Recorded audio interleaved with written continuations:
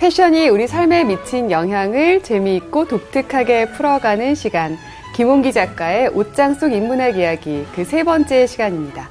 오늘도 귀한 강의해 주실 명강사 김홍기 작가님 안녕하세요. 네, 안녕하세요. 네, 그리고 함께 공부할 수진 씨, 인영 씨, 원고 씨 어서 오세요. 반갑습니다. 반갑습니다. 네, 저는 옷을 고르고 네. 사고 입는 것만 재밌는 줄 알았는데 네. 이야기를 듣는 것도 재밌더라고요. 아, 그렇죠. 그래서 저도 사실은 강의하면서 사실 이렇게 뭐 제가 정리한 내용들 여러분들한테 그냥 이렇게 한 스푼씩 이렇게 넣어드리는 것보다 실제적으로 저희 다 크리스천이잖아요. 네. 이제 오늘 회차가 진짜 여러분들의 많은 말씀이 이제 도움이 좀 필요할 때가 됐어요. 여러분들이 교회 가실 때 네. 우리 일요일 아침 문을 열지 않습니까? 옷장을 네. 항상 느끼는 게 있죠. 입을 옷이 없잖아요. 그죠?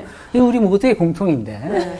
그래서 여기에 대한 고민들, 우리 크리스천으로서 우리가 그럼 어떻게 교회의 옷을 입고 가야 될까? 나는 한 번이라도 고민을 한 적이 있다. 그렇죠. 우리 모두가 다 갖고 있잖아요. 이거 지난주에 입은 옷인데. 그렇죠. 그런 거예요. 이걸 또 입고 가도 되나? 이러면서. 그러면 본 예배를 빼고 입고 뭐 이런 고민. 우리 다 한단 말이죠. 그래서 한번 이런 고민들을 한번 같이 나누면서 오늘 한번 3회차 저희 강의로 들어가 보도록 하겠습니다. 오늘 3회차의 주제는 저는 그래요. 우리가 성경은 과연 우리의 옷에 관해서 뭐라고 말하고 성경에도 옷에 관한 얘기가 있어요? 있죠. 있는데 대부분 네. 좀 읽다 보면 두려워요. 그래요? 금지 조항이 너무 많아. 뭐 하지 마라. 어떻게 입어라. 대부분 우리가 흔히 말하는 드레스 코드에 관한 것들이 너무 많은 거예요. 그래서인지 몰라도 크리스천들이 이상하게 옷 입기를 정말 두려워할 수밖에 없게 되는 것 같아요. 맞아. 무엇을 입어라 이런 얘기는 없잖아요. 그러니까 이런 거보다 무엇을 금하고 사치하지 말고 뭐 그러면서 가장 좋은 옷을 입고 와라. 그렇죠. 도대체 그 가장 좋은 옷의 기준이 뭘까요? 뭐 이런 거. 가령 이런 거예요. 잠언 31장에서 말하는 현숙한 여인의 어떤 한 징표처럼 아담한 옷을 입어라. 도대체 그 아담하다는 게 뭘까요? 키가 작다는 뜻이에요? 아니면 가난하면서 소박하다는 뜻이에요? 이게 뭘까? 이런 것들이 사실 명쾌하지 않다는 데 있습니다. 그래서 오늘 이런 부분들을 조금씩 밝혀보는 그런 시간을 하려고 해요. 자, 그러던 차에 한 구절을 발견했어요. 너무 홀리할 생각은 없었는데, 오늘은 근데 정말 저를 감동시켰던 한 구절을 여러분들한테 소개하면서 옷에 대한 어떤 좀 편견이랄까. 우리가 너무 금지 조항밖에 없고, 드레스 코드밖에 없는 성경이 과연 이렇게 옷에 대해서 무서운 눈초리로 봤느냐. 이걸 한번 좀 우리 다시 보자. 그런 마음으로 이 구절을 골랐습니다. 시편 139장 13절에서 14절의 말씀이었어요. 요 한 구절만 읽어주시면 돼요. 주께서 내 내장을 지으시며 나의 모태에서 나를 만드셨나이다. 내가 주께 감사함은 나를 지으심이 심히 기묘하심이라.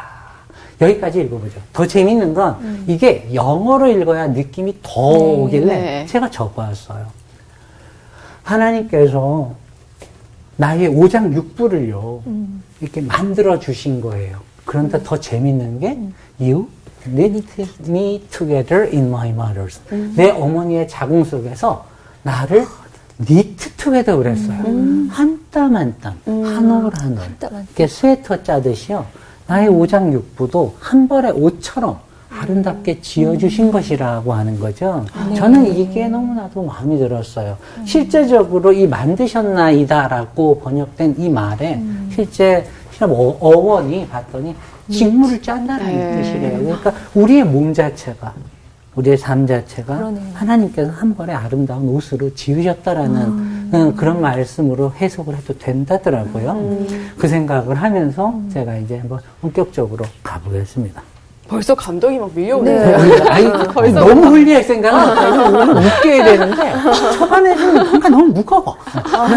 조금 걱정은 돼요. 야, 그러면 자, 여기 프랑스의 한 남부 지역의 퐁투아즈라는 지역에 온 봄이 왔습니다. 봄이 왔어요. 자, 그런데 지금 여기 과수원입니다. 이제 휘사로라고 하는 프랑스의 저명한 인상주의 화가의 그림이죠. 뭐 별거 없어요.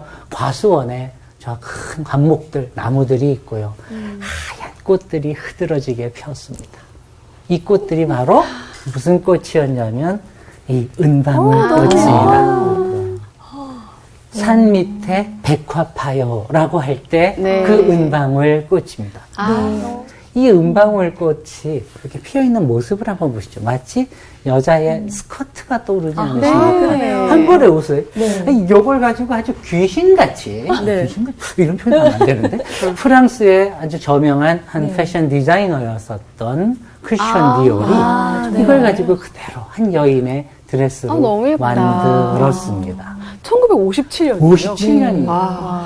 저는 이걸 항상 볼 때마다 왜 이렇게 항상 인간은 꽃을 그리워하고 저 꽃들이 있는 저 풍경들이 좋을까. 그리고 항상 왜 이렇게 옷에는 지금 오늘은 좀 안타깝게 플라워가 없습니다. 근데 참 우리 많은 여성분들이 이 옷을 입으실 때 꽃무늬 들어간 옷들 네. 많이 있잖아요. 정말 이건 좋아해요. 유행을 타지 않아요. 그냥 매년 매해 계속 나옵니다. 네. 마치 어느 자리에서 세월이 지면 그리고 또 세월이 오면 항상 피었다 지는 그 꽃처럼 우리 여인들의 옷도 항상 그래요. 제가 이 얘기를 꺼내는 이유는 다르지 않습니다. 누가복음 12장 27절에 이런 말씀이 있더라고요. 이 백화파를 생각해보라. 실도 만들지 않고 짜지도 아니하느니라. 그러나 내가 너희에게 말하노니 솔로몬의 모든 영광으로도 입은 것이 이 꽃 하나만큼 훌륭하지 못하였느니라. 제가 이 문장이 왜 와닿았냐면요. 아까 전에 그 백화파인데 네. 실도 만들지 않고 짜지도 않는다. 이 집중하지 않는다고 그랬어요. 하지만 하나님께서 저 들판에 저 꽃들, 흐드러지게 피어있는 저 꽃들을 마치 옷을 입히듯이 한 장의 직물로 짜신 거잖아요. 저는 항상 옷을 공부하는 사람이다 보니까 제가 설명하는 모든 언어들의 비유가 다 그런 쪽을 닮아가는 것 같아요. 예, 그런 내용이 또 와도 또 더 와닿으시는 것 같고. 그런 생각을 사실은 참 많이 하거든요. 그런데 이 백화파의 옷이 솔로몬의 그 화려한 영광을 드러내는 옷보다도 더 화려하고 멋진 것이라고 얘기했어요. 그런데 왜 네가 이렇게 하나님이 우리를 입히시는데 하물며 너희일까 보냐. 저는 이 말이 왜 좋았냐면 우리를 둘러싼 이 모든 것들이 옷이 아닌 게 없더라고요. 우리가 요리를 해서 살아가는 삶을 위해서 요리를 만들었어요. 고명을, 드레싱을 잘 해야 되죠. 드레싱이네. 해야 되잖아요. 우리가 한 벌에 옷만을 입히는 문제가 아닌 것 같아요. 우리가 옷을 입힌다, 만들어 입힌다라는 뜻의 그 드레싱이라는 표현은 단순하게 옷을 만든다라는 뜻이 아니라 우리의 삶의 체계를 만든다라는 뜻도 있고요. 어떤 구성 요소들을 잘 조합한다 이런 뜻도 있습니다. 그래서 우리 크리스천들에게 옷차림이라고 하는 것은 결국은 하나님에 대한 신앙 그리고 그분에 대한 나의 태도들을 어쨌든 보여주는 일종의 창이어야 하는 것이죠. 그런 관점에서 저는 이 옷 한번 보죠. 이제 조금 화려한 옷으로 왔습니다. 계절감은 조금 떨어지고 사실 이 강의에서 조금 아쉬웠어요. 아, 여기 한 10월쯤 했으면 아주 피었는데 그죠?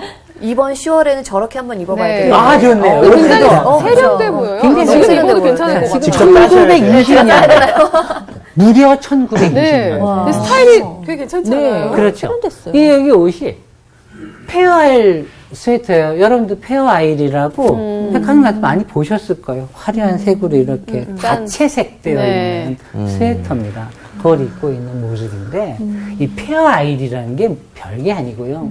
영국의 스코틀랜드에 있는 한 섬들입니다. 거기에 페어라는 섬에 사는 사람들이 전통적으로 직조해서 만든 스웨터예요. 근데 이 사람들이 5가지의 색을 써서 화려하게 만듭니다, 옷을. 예, 제가 이거를 가져온 이유는 다른 데 있지 않아요. 우리는 왠지요. 하나님이 아까 전에 그 얘기하신 아담하게 옷을 입으라는 뜻이 왠지 모르게 화려한 걸 다 빼고 장식적인 거 다 드러내고 뭔가 색깔도 항상 올블랙만 입어야 될 것 같아요. 맞아요. 우중충해야 될 것 같고 그 왠지 우리는 왠지 모를 그런 작은 죄의식을 우리 스스로에게 투영해요. 그러나 저는 이 페어아이를 보면서 항상 그렇게 생각합니다. 더 5가지의 색깔의 실들이 하나하나 이렇게 고리를 이루면서 마치 이것이 우리의 삶을 은유하는 것은 아닌가. 우리 크리스천의 삶도 사실은 더 많은 색들을 가지고 와서 우리가 발산할 수 있어야죠. 다양한 개성들, 색감들, 이런 것들을 이 옷을 통해 여러분들이 우리가 볼 수 있었듯이 우리 크리스천의 옷차림이라고 그다지 다를 바가 없다고 생각해요. 다만 우리가 항상 말하는 그놈의 modesty, 정숙이라는 단어입니다. 교회에서 항상 정숙하게 옷을 입어야 된다. 네. 우리 크리스천들은 그 굉장히 무거운 술기 같은 거였어요. 양말 꼭 신고. 그렇죠. 자, 우리 한번 각자 사연 한번 좀 들어봐요. 네. 예전에 교회에서 찬양팀을 하고 있었을 때, 여름이고 너무 더워가지고, 유학 시절이었거든요. 너무 덥고 그래서 쪼리를 신고서 갔어요. 근데 큰일 날. 쪼리 신었다고 찬양 못 쓰게 하시고, 또 이제 아시는 분이 돌아가셔가지고 막 너무 울어가지고 눈이 퉁퉁 부은 거예요. 근데 찬양은 해야 되겠고, 그래서 선글라스를 끼고 갔거든요. 물론 안 떼는. 그건 좀 세. 근데 아무튼, 쪼리라든지, 그리고 이렇게 막 깊게 파인 옷이라든지, 반바지 입으면은 찬양팀 못 쓰게 하고, 단에도 못 올라가게 했던 적도 있었거든요. 그래서, 아, 교회 갈 때는 막 이렇게 긴 치마로 다 가리고, 일부러 긴 바지 연출한 건 입고. 아니죠. 아니에요. 그리고 사실 오늘도 보면은 사실 이 셔츠가 하나만 입으면 좀 파인 옷인데, 아, 그래도 CBS니까 너무 파이면 안 되겠다 네. 싶어가지고 제가 안에다 이렇게 받쳐 입고 온 거거든요. 좀 그런 생각이 좀 사로잡혀 있어요, 저는요. 스스로 자기 검열을 우리가 네. 했어요, 실제적으로. 그쵸? 다른 분. 저는 성가대 같은 성가대를 서면은 가운을 입잖아요. 네. 근데 사실은 이렇게 옷을 많이 신경을 안 쓰고 가도 된다는 생각이 조금 있었어가지고 어차피 가운을 입고 예배를 드리니까. 근데 이제 그 반바지를 입으니까 가운 밑에 바지를 하나도 안 입게 된 거예요. 그래서 제가 등치가 크니까 남들보다 가운이 많이 올라와 있어요. 그래서 굉장히 보기가 안 좋다고. 예, 그럴 수 있겠네. 성가대 가운에 아무것도 안에 안 입은 것처럼 그런 반바지는 안 된다. 예, 안 될 것 같아서. 그렇죠. 옛날에 저 기사를 본 적이 있는데 어디를 이제 어느 교회에서 배꼽티 금지. 그래서 기사에 그걸 보고 너무 웃겼어요. 그리고 너무 막 화려하게 꾸미고 오는 것도 좀 질책을 받고 왜 이렇게 지금 패션쇼하러 교회 오는 거야? 이런 생각이 듣고 그래서 사실 저는 좀 보수적이라서 그렇게 배꼽티나 이런 거는 좀 아닌 것 같은 생각이 좀 들어요. 나이는 제일 어리지만 그래도 좀 보수적인 그런 게 있어서 그런지 예전에도 이제 제가 지금은 물론 결혼을 해서 예쁜 아이도 낳고 살고 있지만 전에 이제 교회에서 만났던 친구가 이제 맨날 짧은 치마를 입고 오는 거예요. 아니, 너 교회에서 너무 짧은 치마 입고 오는 거 아니냐. 제가 오히려 좀 뭐라고 하는 스타일이어가지고 좀 고리타분한 게 좀 많았던 것 같아요. 그래서 또 이제 서로 그 선을 좀 넘는다는 생각도 했고 그러면 짧은 치마는 괜찮으니까 짧은 주름치마는 입고 오지 마. 아니, 너무 펄럭거려. 이게 뭐냐면 그 선이란 게 굉장히 이게 명쾌하지 않아요. 네, 어떤 건지 모르겠어요. 너무 꾸미는 것도 그런데 너무 신경 안 쓰는 것도 안 되고. 그래서 사실은 교회 올 때 이렇게 신경을 안 써. 이렇게. 그러니까요. 너 너무 크리스천들이요. 대충 오는 거 아니야? 네. 교회에 갈 때 어떻게 옷을 입어야 할까의 문제가 이렇게 다양한 맞아요. 문제들 네. 혹은 이런 관점들이 있어요. 우리 항상 정숙하게 성경의 말씀대로 아담하게 입는다라는 게 그러면 살이 많이 노출되지 않게 입어야 된다라는 뜻인 건가? 아니면 그러면 오로지 만약 장식을 하지 않는다면 도대체 어떤 컬러들을 그럼 도대체 입어야 된다라는 건데 여기에 대한 구체적인 지침은 사실은 없어요. 그리고 성경에서 어떻게 옷을 너는 반드시 입고 8몇 시에 나의 지성소로 오라고 하나님 명하지 않았거든요. 그러다 보니 사실 옷을 입는다라고 하는 이 일상의 문제에서도 뭔가 쉬운 듯 보면서 결코 쉽지 않은 의사결정들을 항상 매번 해야 된다라는 것입니다. 근데 저는 항상 그때마다 그냥 이런 생각을 했어요. 왜 이렇게 하나님을 항상 금지하고 야단만 치시는 하나님으로 생각을 하시나. 차라리 그러지 말고. 그냥 저는 이제 고린도 후서의 한 장을 읽으면서 그 생각을 했어요. 우리는 항상 그리스도를 대신하는 사신입니다. 대사입니다. 하나님 나라의 대사입니다. 거기에 합당하게 우리가 옷을 입으면 됩니다. 라고 얘기했어요. 그러면 대사가 된다라는 뜻이 뭔가? 하나님의 전권을 위임받은 우리가 그런 성스러운 존재라는 거잖아요. 우리를 통해서 사람들은 우리 한 시대에 이 기독교의 어떤 한 정서와 미감을 보게 될 거예요. 너무 후줄그레한 거 저는 반대입니다. 왜요? 반대한 이유는 간단합니다. 아까 전에 설명했었던 저 은방울꽃 그 아름다운 실루엣의 꽃을 한번 생각해보세요. 저 아름다운 모든 걸 지으신 하나님입니다. 아름다움에 대한 명확한 기준과 설계도가 계신 분이에요. 그런 분의 자녀잖아요. 그러니 우리들도 아름다움을 추구하고 그 안에서 충분히 창의로울 수 있는 자격이 우리에게 있는 거죠. 네. 이 생각은 했으면 좋겠어요. 네. 왠지 하나님을 믿는다고 해서 왠지 모르게 너무 촌스러운 거? 저는 그런 거 싫어요. 그렇다고 해서 너무 한 시대에 그냥 발맞추려고 이렇게 막 따라가는 거. 이제 요 부분은 좀 더 뒤에 가서 좀 얘기를 해야 될 텐데, 제가 그래서 요 얘기를 좀 할까요?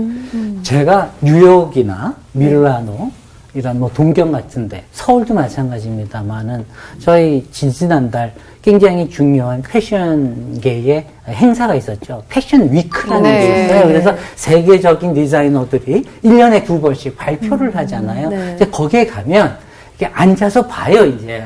앞줄 초대받고 이럴 때도 있지만, 그들이 자랑하고 있죠. 데려와 주세요.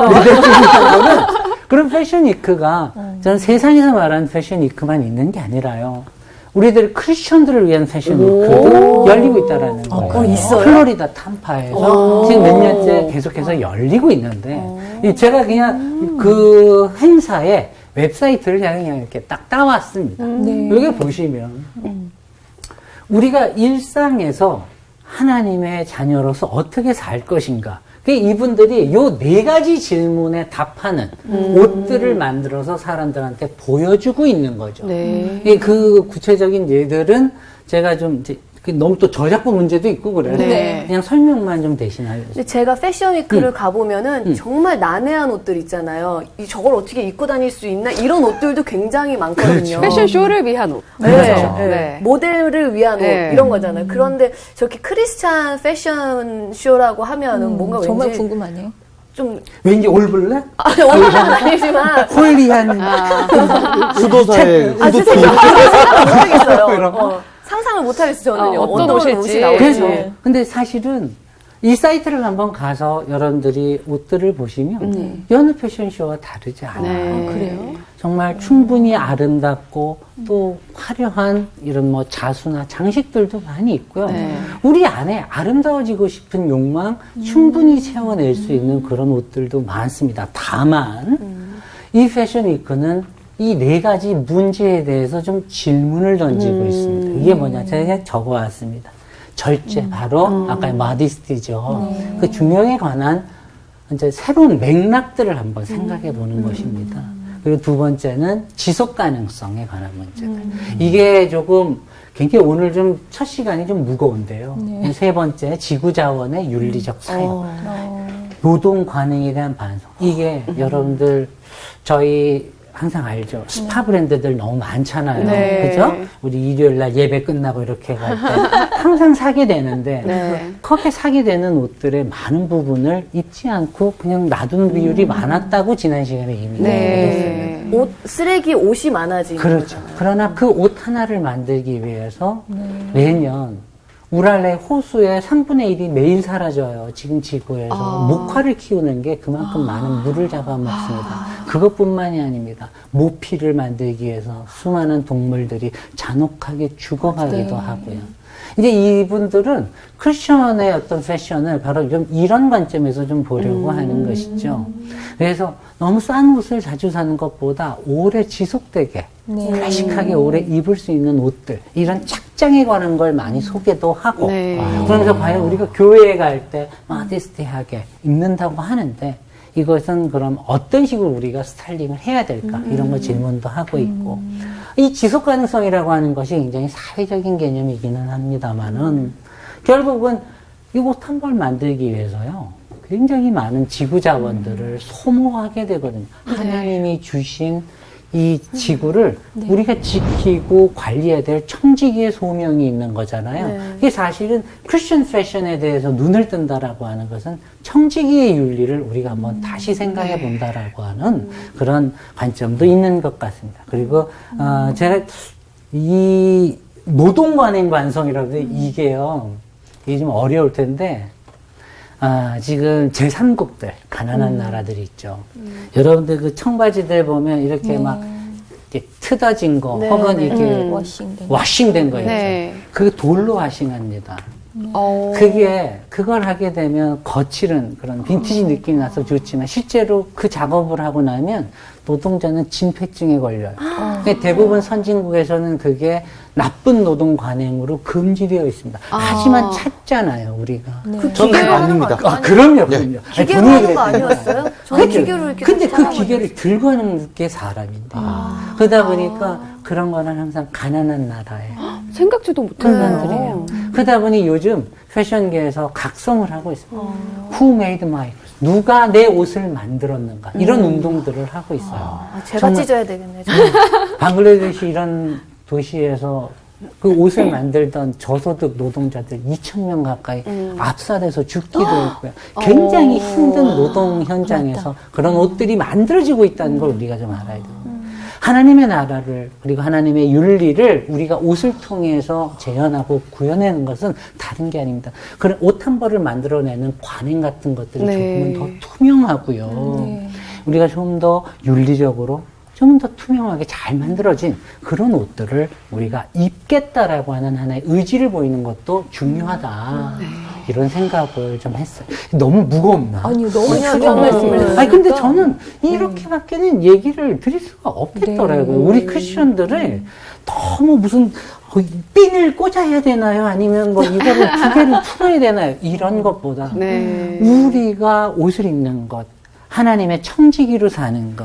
그래서 이 패션 산업이 사실은 이 말씀드렸듯이 지구 환경하고 좀 많이 적대적이거든요. 이런 것들을 우리가 줄여가야 될 책무가 있습니다. 여기에 좀 옛날에 그 찢어진 청바지나 빈티지 청바지 입지 말라고 하신 어른들이 저걸 알아서 그러지 않으셨겠죠? 더러워 보여서 그런 거야. 그걸 좀 따랐으면 좋았을 텐데, 그죠? 그래가지고 우리가 이런 부분들을 좀 생각을 하면서 가보자. 하나하나씩 만들어가는 거죠. 어떤 책장 하나하나들은 우리가 서로 대화하고 논의하면서 만든 거고요. 자, 너무 무거웠었죠. 네. 그죠? 그래서 르네상스 좋아요. 이게 얘기를 넣으면서 나도 괜히 무거워. 너무 무거워.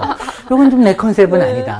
그래서 우리가 지난 시간에 했었던 이제 르네상스를 이어서 한번 다시 얘기합니다. 앞에서 얘기한 우리 크리스천들이요, 이렇게 사회적인 윤리에서 눈을 뜬다 하더라도 그게 사실은 머릿속에서는 숭고한데 실제로 바로 일요일이 되고 또 교회를 갈 때는 입을 옷이 없는 거예요. 우리들에게는 가장 첫 번째 숙제가 어떻게 옷을 스타일링할까의 문제와 다시 만나게 되는 거거든요. 자, 우리 지난 시간에 이분에 대해서 공부했었죠. 그 르네상스 시대의 스타일리스트였었다고 얘기를 했잖아요. 이분이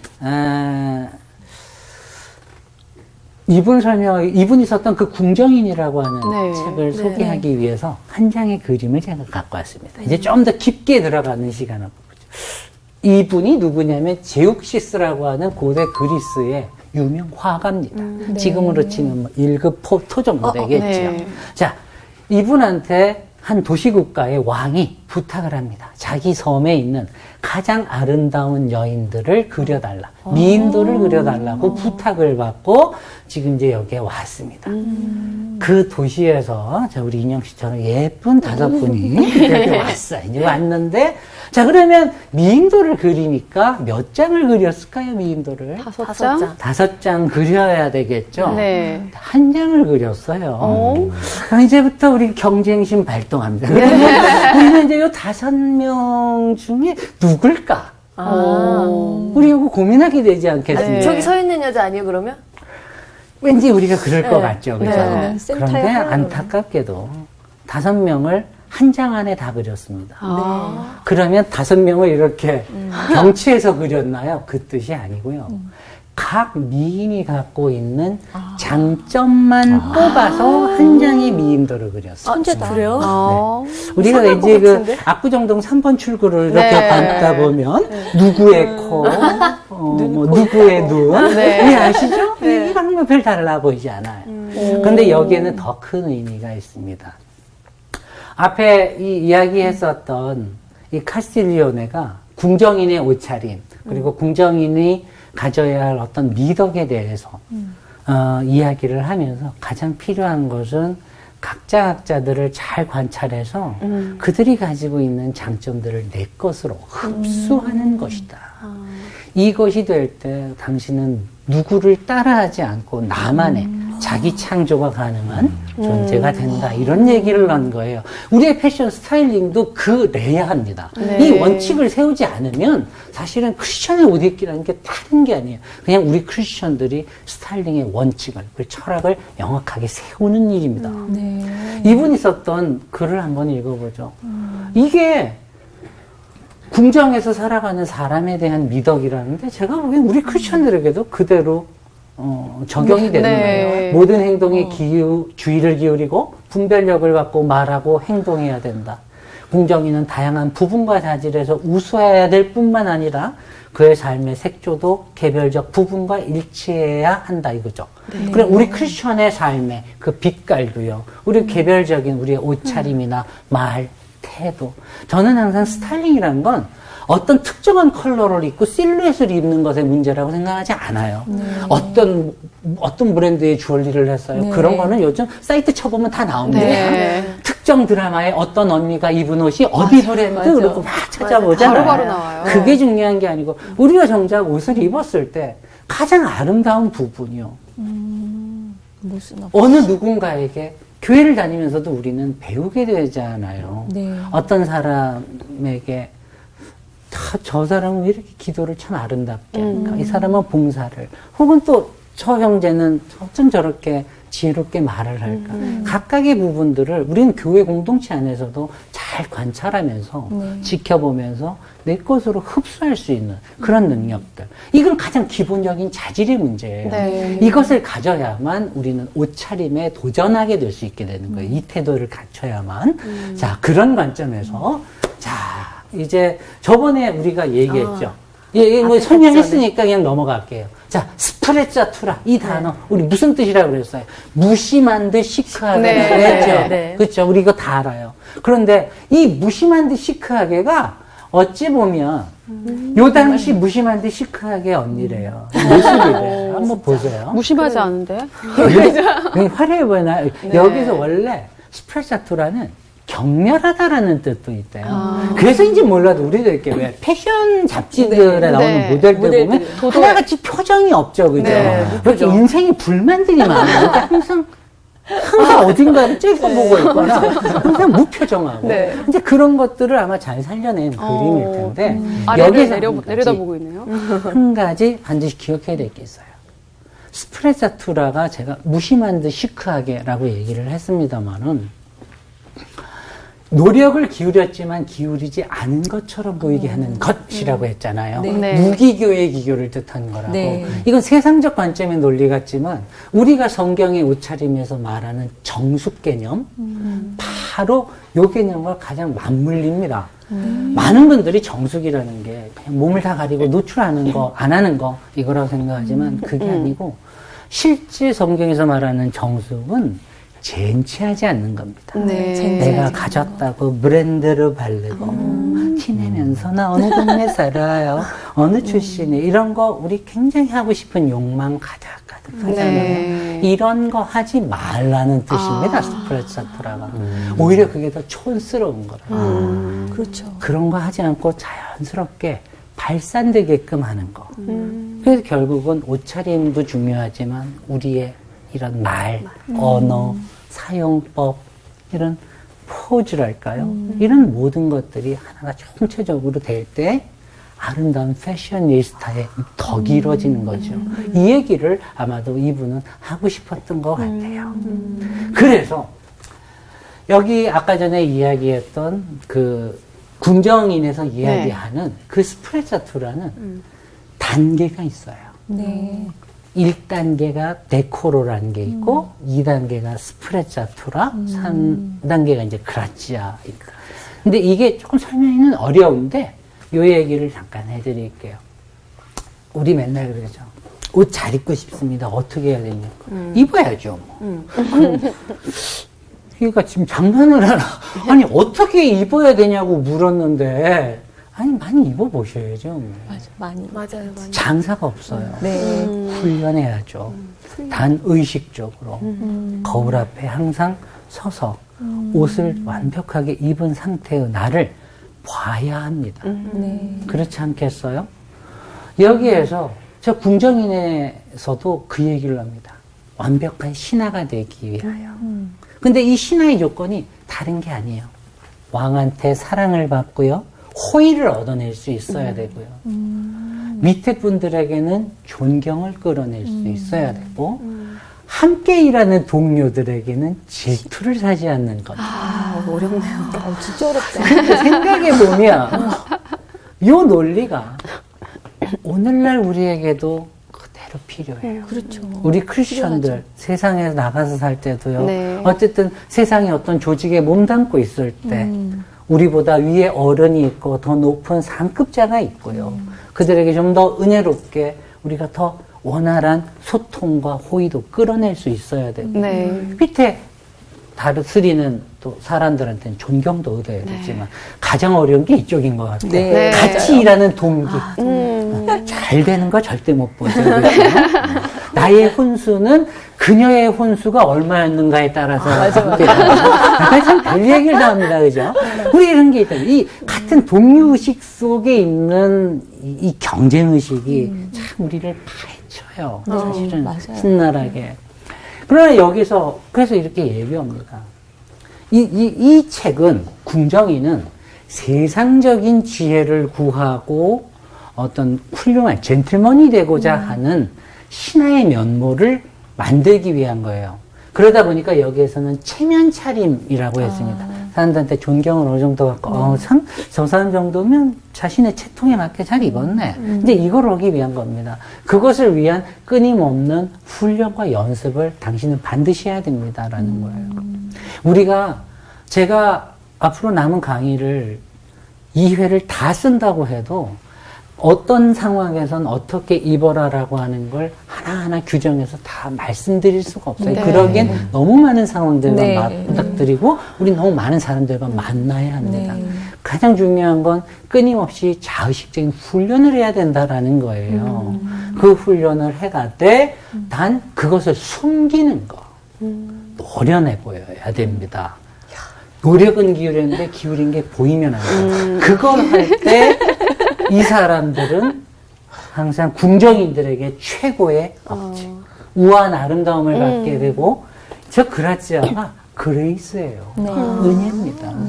우리가 일상에서 은혜를 얻어내는 것 우리가 매일 기도하고 훈련하죠. 기도도 훈련한다고 하잖아요. 그 옷차림은 훈련 안 하는데요. 끊임없이 훈련과 연습을 했는데 네. 노력을 숨긴 게 아니라 노력이 정말 안 보이는 사람은 정말 센스가 없는 거잖아요. 뭐 그럴 수 있겠죠. 본인 얘기. 제 얘기 같아서. 좀 찔리면. 제가 얼마나 노력한 거 아십니까? 전혀 티가 나지 않고 있습니다. 근데 일기에 지금 3회째 계속 지금 후드로 가고 있는 것 같아요. 근데 다 다른 옷이에요. 모르셨죠? 그렇네요. 네. 말도 안 되는 옷 다음에 입고 오겠습니다. 그런 것도 좋고. 근데 저는 그래요. 그러니까 제가 사실은 정말 여기서 얘기 안 온 이 세상의 법칙에서도 우아한 아름다움을 얻고요. 누군가에게 호의를 얻기 위해 이 많은 훈련을 하라고.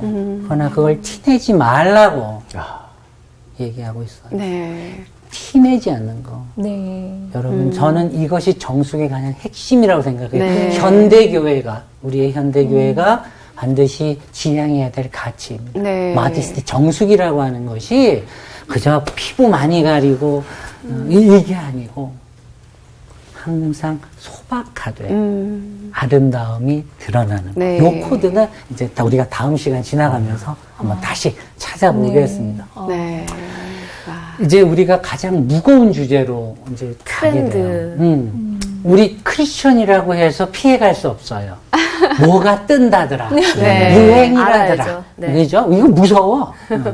아, 난 트렌드 따윈 관심 없어요. 난 오로지 홀리하게. 이게 안 돼요. 요즘 드라마에 누가 그거 했다던데, 그러면 그거 좀 해줘야 네. 돼요. 이런 겁니다. 트렌드는 저 바다에서 왔던 개념입니다. 네. 바다에서 왔어요? 예, 많은 사람들이 이 개념을 잘 모릅니다. 네. 이 트렌드라고 하는 것이 16세기에 배를 타는 사람들의 말이었습니다. 바다를 건너가는 사람들, 원양 항해를 하는 사람들이요. 그 사람들이 저 바다를 건너서 바다에도 지도가 있는 거 아시죠? 네. 네. 해도가 완벽하지 않았던 그 시절, 새로운 길을 간다는 건 항상 두려움과 떨림을 네. 갖고 있었던 것입니다. 그럼에도 불구하고 저 어디인가에는 나를 사로잡을, 나를 매혹할 만한 그 무엇이 있겠지. 그걸 확신한 사람들이 배를 타고 저 바다를 건너러 가는 겁니다. 그렇게 바다의 물결에 몸을 맡긴다라는 뜻이었어요. 원래 트렌드라는 뜻이. 근데 이것이 변화하고 변하면서 어느 한 사회 내에 흐름, 이런 뜻으로. 그 흐름이라는 게 바로 이 바다의 해류를 뜻하는 거였거든요. 자, 우리 그래서 온 김에 트렌드 얘기 안 할 수 없다, 그죠? 16세기, 이탈리아의 메디치라는 한 가문의 그냥 여인의 모습입니다. 네. 당시 가장 고퀄리티 의상, 네. 그리고 가장 최고의 트렌드를 여기다 다 녹여놨어요. 이걸 한번 보시죠. 일단 이마가 넓어요, 그죠? 요 당시에 메이크업 하는 방식이었습니다. 네. 이마가 넓을수록 미인이었어요. 그래가지고 이렇게 입었고, 이 검정색 벨벳 위에 이 진주들 진주. 잡은 거 네, 보세요. 굉장히 값비싼 거였습니다. 네. 우리 이 정도는 다 이제 지난 시간에도 봐서 어느 정도 알아요. 여기서 말씀드리고 싶은 건 요거. 요거 뭘까요, 요거? 요 팔에 하나 걸치고 있는 거요. 아, 같은 색깔이라 잘 안 보였는데. 잘 안 보이죠? 걸치고 있네. 요게 뭐냐면 검은색 족제비예요. 아, 족제비요? 네, 족제비예요. 지벨리노라고 하는 네. 액세서리요. 패션 액세서리. 요거 해줘야 멋쟁이. 이거 없으면 너님은 좀 빠져요. 이건 돼야 돼. 너님 빠져. 그 노란 거. 이게 뭐냐면 요겁니다. 이거예요. 이 항상 이런 장식을 달아가지고 이렇게 항상 몸에 걸치고 다녔다고 그래요. 이게 왜 걸치고 다녔을까?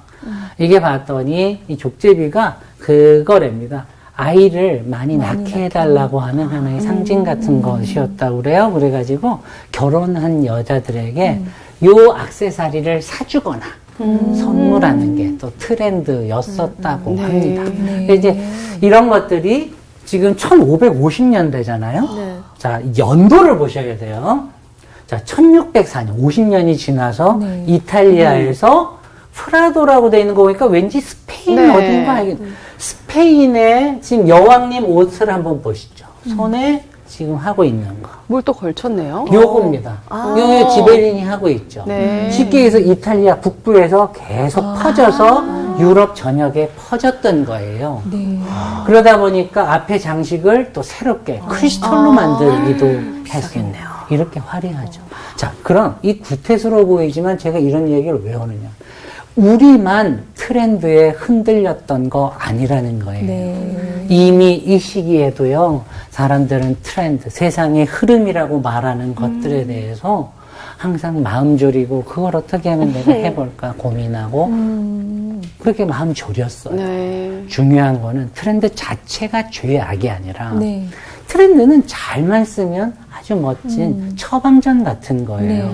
내가 지금 살아있는 이 순간들, 변화하고 있는 이곳에 내가 동참하고 있다라고 하는 걸 잘 보여주는 하나의 징후 같은 거거든요.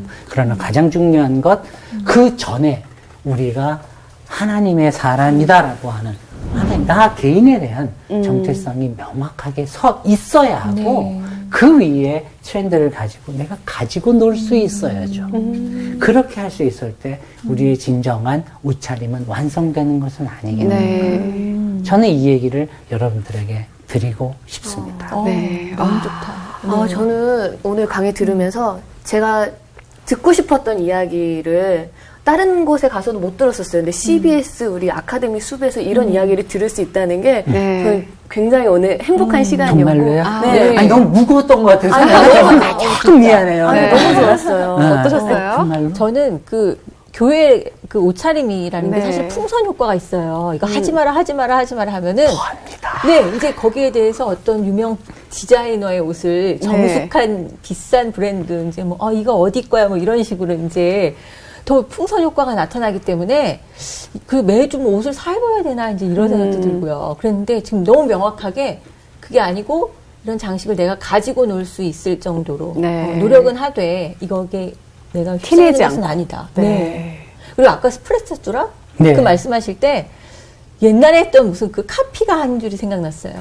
1년이 돼도 10년이 된 듯한 옷, 10년이 돼도 1년이 된 듯한 좋다. 너무 좋다. 네. 그게 어떤 남성복이었는데 네네. 그 카페가 딱 지금 생각이 나네요. 아, 그렇죠. 1년, 10년을 입을 수 있는 옷을 사야 됩니다, 사실은. 이제 우리가 지구를 위해서라도. 네. 그런데 그렇게 입되 매번 같은 옷처럼 보이면 지루해 보이는 건 맞잖아요. 네. 그러면 이 지루함을 지우기 위해서 네. 우리가 어떻게 포인트를 줄 포인트. 거냐. 네. 요걸 연구하는 게 어찌 보면 그 디테일 공부하는 게 진짜 패션의 네. 묘미죠. 그런 얘기들은 가장 마지막 시간에 제 수업 끝까지 해달라는 그때 드리는 걸로. 네. 오늘은 여기까지. 네, 수업 여기서 마치고요. 다음 네. 시간에 또 뵙겠습니다. 감사합니다. 오늘 좀 길어졌죠. 10분 정도 늘은 것 같은데. 저는 그